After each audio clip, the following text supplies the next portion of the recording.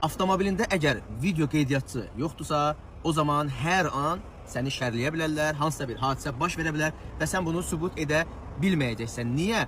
Ona görə ki, sənin avtomobilində video qeydiyyatçı yoxdur. Çoxları deyə bilər ki, nəyə lazımdır? O bir misal var, atalar misalı var, başına gələn başmaqçı olar, nəsə belə bir söz var. Yəni gərək hadisə sənin başına gəlsin. Sən daha sonra işini ehtiyat tutub video qeydiyyatçı quraşdırsan. Bu video qeydiyyatçı sübutdur. Yolda kimsə səni şərləyəndə sənin sübutundur. Kimsə gəlib sənin avtomobilini vuranda, deyir günah səndədir. Orada sən əgər haqlısansa sənin sübutundur. Və yaxud da yol hərəkəti qaydası pozarkən sən əminsən ki, sən qayda pozmamısan, o da sənin sübutundur. Yəni istənilən halda əgər mübahisəli bir məqam varsa, o zaman yol patrul xidmətinin əməkdaşının sözü əsas götürülür. Sənin sübutun olmalıdır.